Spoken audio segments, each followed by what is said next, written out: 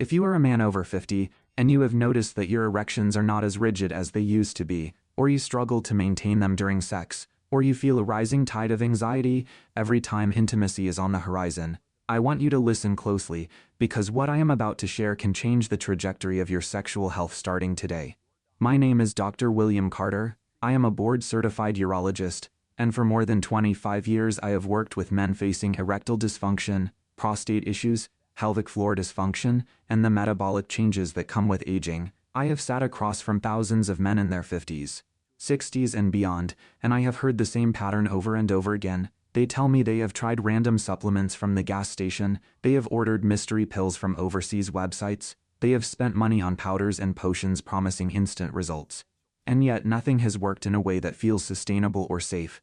The reason those approaches fail is not because there is something uniquely wrong with you. The reason is that they do not address the root cause of erectile dysfunction in men over 50, which is almost always a problem of circulation, vascular health, and the ability of blood to flow into the penis and stay there long enough to complete intercourse. Today, I am going to walk you through the physiology of an erection in plain English, explain the 3 foundational pillars that improve blood flow naturally, show you when and how to use medical treatments correctly, and give you a practical plan you can begin tonight. Before we go further, hit subscribe, drop your number 1 struggle in the comments: rigidity, staying power, or performance anxiety, and share this with a friend over 50 who needs straight, stigma-free answers. I read everything and respond to the most liked questions in upcoming videos. Now let me unpack what is actually happening when you lose rigidity or cannot hold an erection. An erection is fundamentally a vascular event. It is a hydraulic process that depends on arterial inflow, smooth muscle relaxation inside the penis, and a mechanism that traps blood in place. When you experience sexual arousal, whether that is visual, physical, or psychological, your brain sends signals down the spinal cord and out through the parasympathetic nerves that supply the pelvis. Those nerves release a molecule called nitric oxide into the walls of the cavernous arteries, which are the main arteries that feed the erectile tissue inside the shaft of the penis. Nitric oxide is a potent vasodilator. It causes the smooth muscle cells in those arterial walls to relax. And when they relax, the arteries widen and blood rushes in. That blood fills 2 cylindrical chambers called the corpora cavernosa, which run the length of the penis. As those chambers expand with blood, they compress the small veins that normally drain blood out of the penis.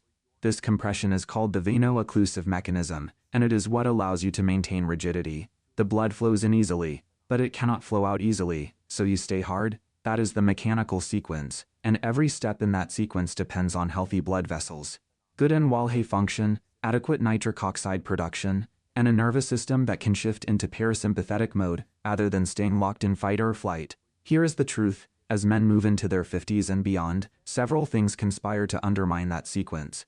The Walhe cells that line your arteries become less efficient at producing nitric oxide. Chronic low-grade inflammation damages those cells. Visceral fat, especially the fat around your belly and internal organs, secretes inflammatory molecules that interfere with nitric oxide signaling.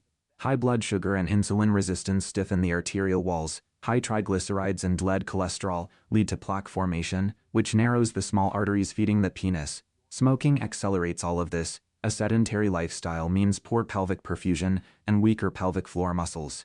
Chronic stress keeps your sympathetic nervous system, the fight or flight system, dominant. And adrenaline is a peripheral vasoxantic. It clamps down on arteries. It is the opposite of nitric oxide. Poor sleep, especially if you have undiagnosed sleep apnea, drives down testosterone, increases cortisol, and keeps your body in a state of low-level alarm. All of these factors add up, and the result is that you lose the ability to generate and maintain the hydraulic pressure you need for a firm erection. You might get partway there, and then lose it.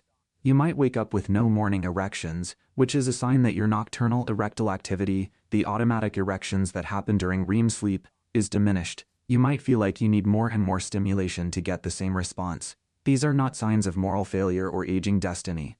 They are signs of vascular dysfunction, and vascular dysfunction is modifiable. Let me give you a composite example. I had a patient, I will call him Tom, who came to see me at 54. He was a finance executive, high stress, working 12-hour days, eating lunch at his desk, going home exhausted, pouring a couple of whiskeys before bed, sleeping 5 hours a night, and carrying about 30 extra pounds around his middle. He told me he could still get an erection, but it was not reliable. Sometimes it would soften halfway through sex.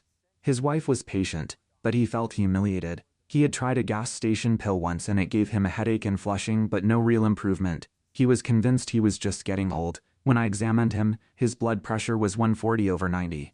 His fasting glucose was 108, pre-diabetic range. His total testosterone was on the lower end of normal, but not low enough to justify replacement without addressing lifestyle first. His prostate was mildly enlarged, and he was getting up twice a night to urinate, which was fragmenting his sleep even further. I explained to him that his erectile dysfunction was not a standalone problem. It was a downstream effect of metabolic stress, poor sleep, chronic sympathetic activation, and the early stages of vascular disease.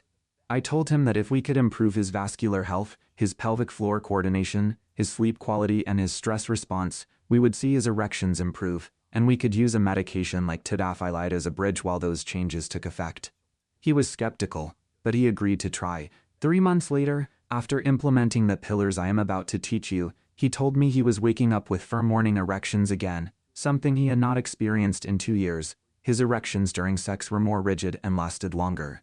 He was sleeping better, his blood pressure had dropped, and he had lost 12 pounds. He still used tadalafil occasionally, but he no longer felt dependent on it. That is the kind of outcome I see when men address the root causes rather than chasing symptom relief alone. So what are the 3 pillars? The first pillar is targeted exercise, and I want to be very specific here because most men over 50 are not doing the right kind of exercise for erectile health. You need 2 types of movement. You need pelvic floor training, and you need lower body strength work. Let me start with the pelvic floor. The pelvic floor is a group of muscles that forms a sling at the base of your pelvis. These muscles support your bladder, your bowel, and they play a direct role in erectile function. The bulboxen and ischioscarinus muscles, which are part of the pelvic floor, help compress the veins during an erection and contribute to rigidity. They also contract rhythmically during ejaculation. Many men have heard of Kegel exercises, but most men do them wrong. They either clench too hard and create tension, or they do not engage the right muscles at all. Here is how to do a Kegel correctly. Sit or lie down in a comfortable position. Imagine you are trying to stop the flow of urine midstream, or imagine you are trying to prevent yourself from passing gas.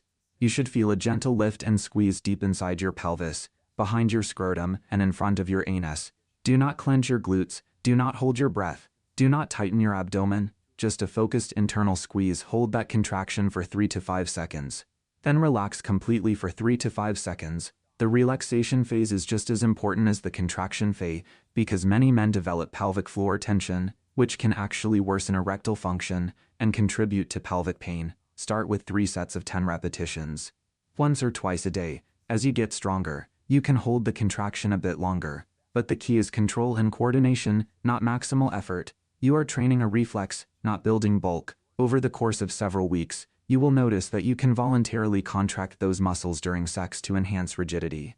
And you will find that your ability to maintain an erection improves because the veno-occlusive mechanism is working more efficiently. The second component of exercise is lower body strength training. Squats, deadlift variations, glute bridges, lunges, and hip hinge movements all improve blood flow to the pelvis.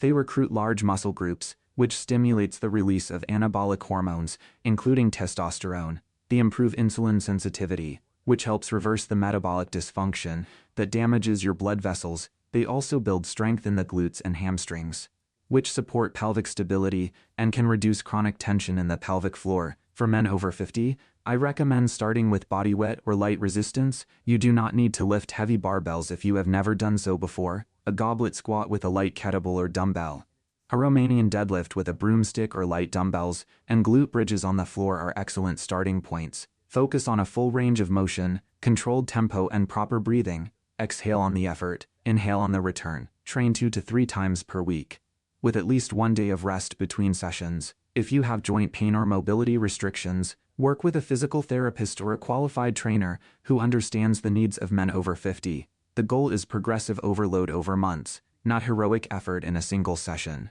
Consistency beats intensity every time. I have seen men in their 60s and 70s regain sexual function simply by adding structured lower body work into their weekly routine, and the benefits extend far beyond the bedroom. You will move better, you will feel stronger, and you will reduce your risk of falls and fractures as you age. The second pillar is nutrition, and specifically nutrition that supports nitric oxide production and reduces vascular inflammation. Remember that nitric oxide is the molecule that relaxes the arterial walls and allows blood to flow into the penis.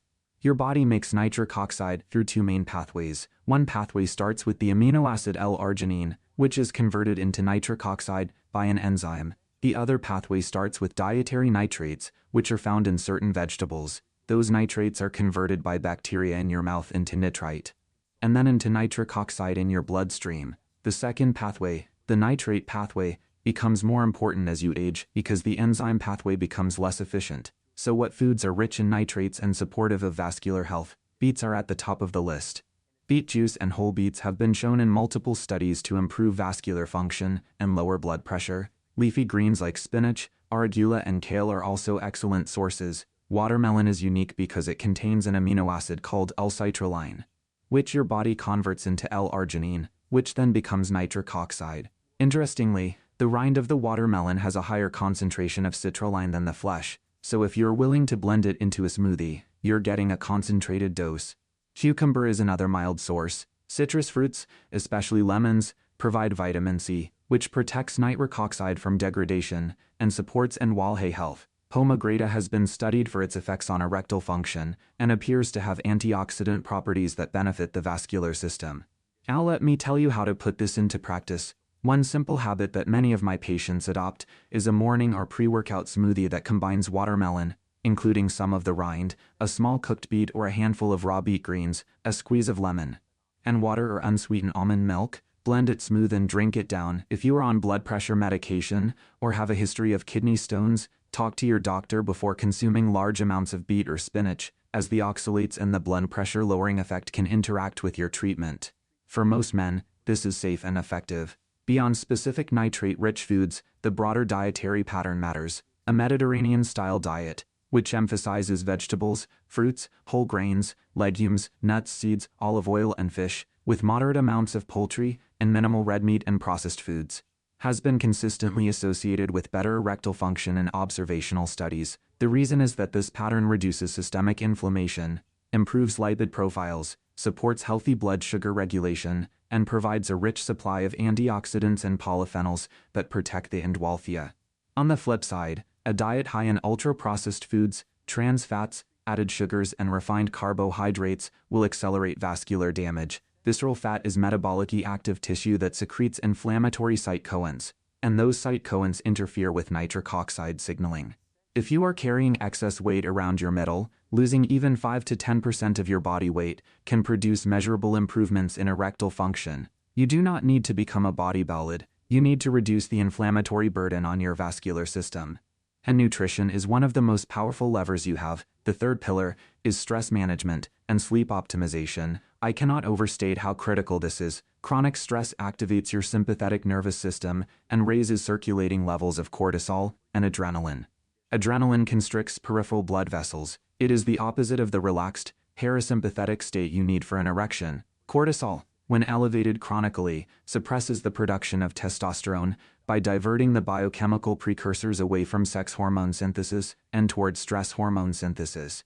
High cortisol also promotes visceral fat accumulation and insulin resistance, which further damages your vascular health.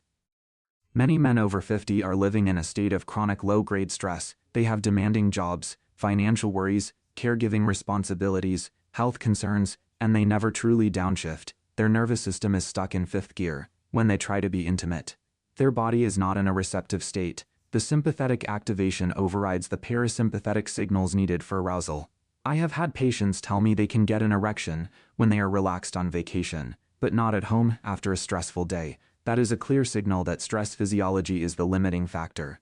So what do you do about it? You build daily practices that train your nervous system to shift into parasympathetic mode. One of the simplest and most effective is paced breathing. Sit quietly for 5 minutes, close your eyes, and breathe in slowly through your nose for a count of 4. Hold for a count of 2, breathe out slowly through your mouth for a count of 6. The long exhale activates the vagus nerve and signals safety to your brain. Do this once in the morning and once before bed. Another practice is progressive muscle relaxation, where you systematically tense and then release each muscle group in your body, starting with your feet and moving up to your face. This teaches you what relaxation feels like and helps you recognize when you are holding tension. Evening wind-down routines are also important. Dim the lights an hour before bed, avoid screens or use blue light blocking glasses, avoid stimulating content, and engage in calming activities like reading, stretching, or listening to music. These rituals signal to your brain that it is time to shift gears. Sleep is the other half of this equation. Poor sleep undermines everything. When you do not get enough deep sleep, your testosterone production drops because testosterone is released in pulses during the night, particularly during REM sleep. Poor sleep also keeps cortisol elevated, impairs glucose metabolism, increases appetite for high-calorie foods, and leaves you in a state of chronic fatigue, where the last thing you feel like doing is being intimate. Many men over 50 have undiagnosed sleep apnea. Sleep apnea is a condition where your airway collapses repeatedly during the night, causing brief interruptions in breathing. You wake up partially, your oxygen levels drop, your sympathetic nervous system fires, and your sleep is fragmented even though you are not fully aware of it. The hallmark symptoms are loud snoring, gasping or choking during sleep, waking up with a dry mouth or headache, excessive daytime sleepiness, and poor concentration. If you have these symptoms, talk to your doctor about a sleep study. Treating sleep apnea with a PAP machine can produce dramatic improvements in erectile function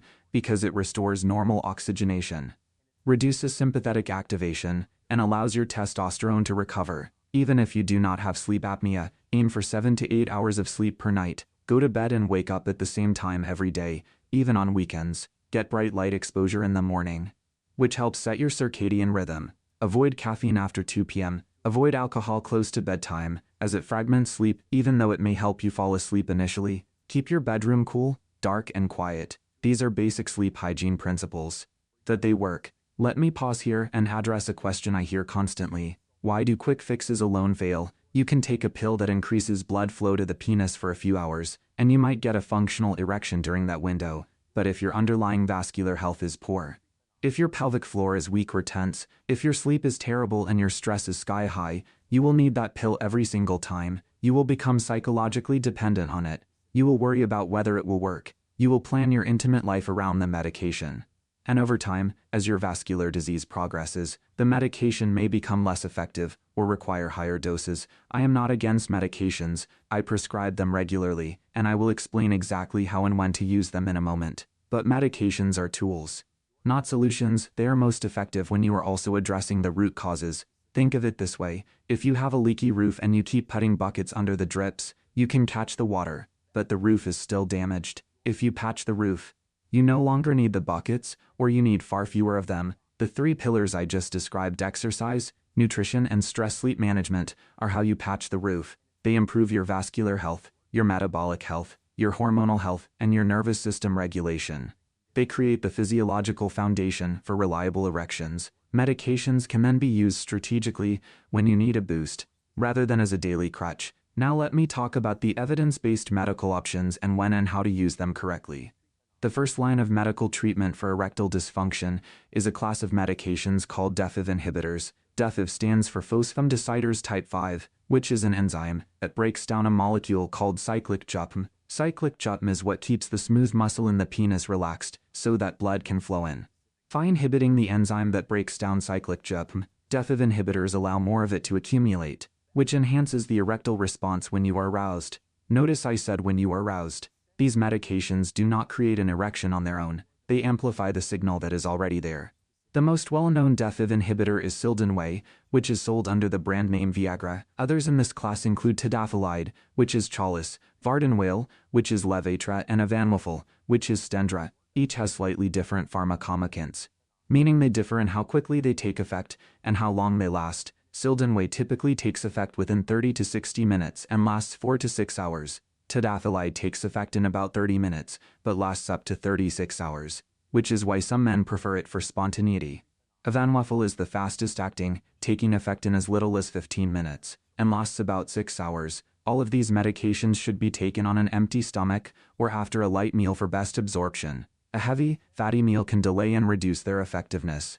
Alcohol also blunts the response, so if you are planning to use one of these medications, keep alcohol to a minimum. Here is what most men get wrong about DEFIV inhibitors. They try them once, it does not work perfectly, and they give up. DEFIV inhibitors often require dose adjustment and multiple attempts. The starting dose is not always the optimal dose. For example, the starting dose of sildenafil is typically 50 milligrams, but some men need 100 milligrams, and some respond well to 25 milligrams. If you try it once and it does not work, Do not conclude that it does not work for you. Try it again on a different day, under different circumstances, maybe after a lighter meal, with less stress, and with adequate stimulation. It can take 4 to 6 attempts to figure out the right dose and timing. Another common mistake is taking the medication and then waiting passively. These drugs require sexual stimulation to work. You need to engage in foreplay, you need arousal, you need to be in a parasympathetic state, if you are anxious and watching the clock. The medication will not overcome that. Some men benefit from daily low-dose tadalafil, typically 2.5 or 5 milligrams per day. This keeps a steady level of the medication in your system, which can improve spontaneous erectile function and also help with urinary symptoms related to an enlarged prostate. The combination benefit is particularly useful for men over 50 who have both erectile dysfunction and lower urinary tract symptoms. Daily tadalafil is not a good fit for everyone, especially if you are on certain blood pressure medications, but it is worth discussing with your doctor. There are important contraindications. If you are taking nitrate medications for chest pain, such as nitroglycerin, you cannot use DEFIV inhibitors. The combination can cause a dangerous drop in blood pressure. If you are taking alpha blockers for prostate symptoms or blood pressure, you need to coordinate the timing carefully with your doctor. If you have severe heart disease or uncontrolled blood pressure, these medications may not be safe for you. Always disclose your full medication list and your cardiovascular history when discussing these treatments. Common side effects include headache, facial flushing, nasal congestion, and indigestion. These are usually mild and transient. A small percentage of men experience temporary visual changes, such as a blue tinge to vision with Silden Way. If you develop an erection that lasts more than 4 hours, which is called priapism, you need to go to the emergency room immediately. Priapism is rare, but it is a medical emergency because prolonged erection can damage the erectile tissue permanently. If DEFIV inhibitors do not work after appropriate trials, or if you cannot take them due to contraindications, there are other options. One is a vacuum erection device. This is a plastic cylinder that you place over your penis. You create a vacuum by pumping air out of the cylinder, which draws blood into the penis. Once you have an erection, you place a constriction ring around the base of the penis to maintain it. Then remove the cylinder. Vacuum devices are non-invasive, they have no systemic side effects, and they are covered by many insurance plans. The main downsides are that they require some manual dexterity. The erection may feel a bit cooler or less natural because the blood is somewhat stagnant, and you must remove the ring within 30 minutes to avoid tissue damage. Some men find them cumbersome, but others use them successfully for years. Another option is topical alprazolatol, which is a prostaglandin that causes vasodilatina. There is a cream formulation that you apply to the tip of the penis, and a pellet formulation that you insert into the urethra using a small applicator. These can produce an erection within 5 to 15 minutes without sexual stimulation. Although stimulation usually enhances the response, side effects can include penile pain or urethral burning.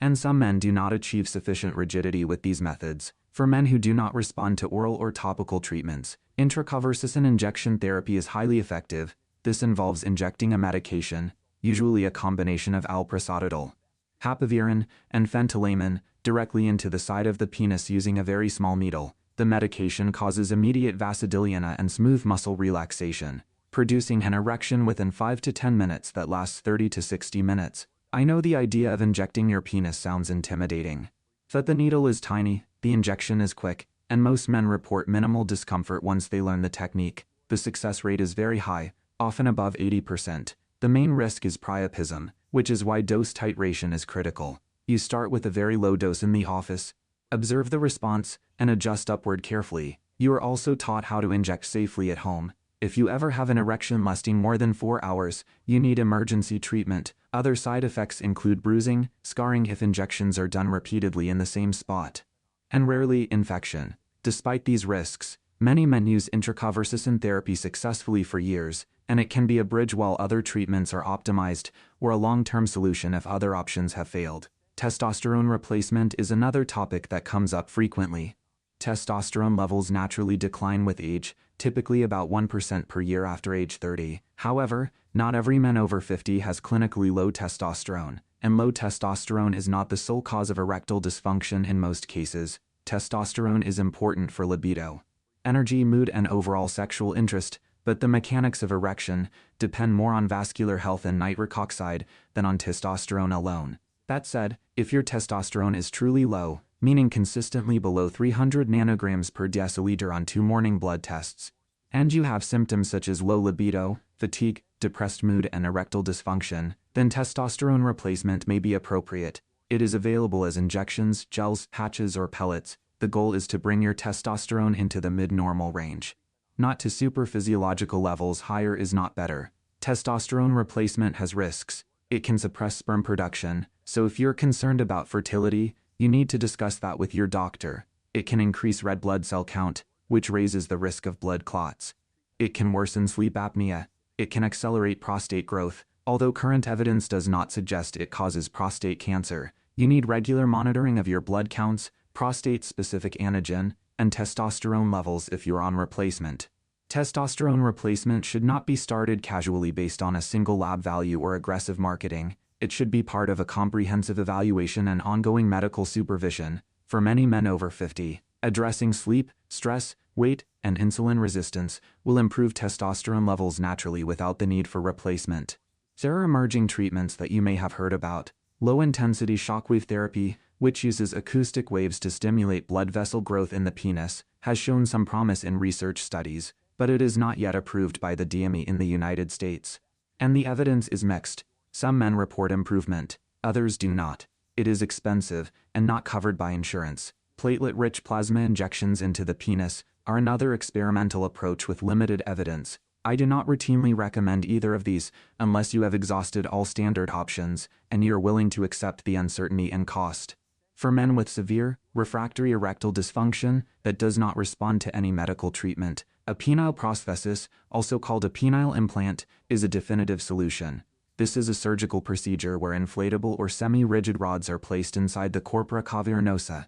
An inflatable prosthesis has a pump in the scrotum that you squeeze to move fluid into the cylinders, creating an erection. When you are done, you press a release valve to deflate it. The satisfaction rates among men who have had implants are very high, often above 90%. The surgery is permanent, meaning it destroys the remaining natural erectile tissue, so it is reserved for men who have tried and failed other treatments. Complications can include infection, mechanical failure, and erosion, but modern devices are reliable, and most men have no issues. If you are in your 50s and relatively healthy, an implant is probably not your first option, but it is good to know it exists as a backstop. Now let me talk about the interplay between prostate health and erectile function, because this is extremely relevant for men over 50, as the prostate enlarges with age, a condition called benign prostatic hyperplasia or FNCDR. It can compress the urethra and cause urinary symptoms such as weak stream, hesitancy, frequency, urgency, and nocturia, which is waking up multiple times at night to urinate. Nocturia fragments your sleep, which lowers your testosterone, increases your sympathetic tone, and worsens your erectile function. It becomes a vicious cycle. Additionally, chronic pelvic congestion and pelvic floor tension, which can develop in response to urinary obstruction, can interfere with the veno-occlusive mechanism and reduce erectile rigidity. So if you're getting up 2, 3, 4 times a night to urinate, that is not just an inconvenience, it is actively undermining your sexual health. What can you do about it? First, adjust your fluid intake timing. Drink most of your fluids in the first half of the day, taper off in the evening, and avoid caffeine and alcohol in the hours before bed. Both are diuretics and bladder irritants. Second, practice pelvic floor relaxation. Many men with FNCDR develop a habit of straining to urinate, which tightens the pelvic floor and makes the obstruction worse. Work with a pelvic floor physical therapist if possible. Or practice diaphragmatic breathing and conscious relaxation of the pelvic muscles. Third, take a light walk after dinner. This helps redistribute fluids and reduces nighttime urine production. Fourth, talk to your doctor about medications. Alpha blockers like tamoxifen relax the smooth muscle in the prostate and bladder neck, improving urine flow. 5 alpha reductase inhibitors like finasteride shrink the prostate over time. Daily low-dose tadalafil can treat both erectile dysfunction and urinary symptoms. The right choice depends on your specific situation. In some cases, minimally invasive procedures to reduce prostate size are necessary. The point is, do not accept nocturia as an inevitable part of aging. Treat it, because improving your sleep will improve your erections. Let me now give you a practical 30-day starter plan. This is not a magic formula, but it is a structured approach that most men over 50 can implement without major disruption. On day 1, start a daily pelvic floor practice. Set a timer on your phone for morning and evening.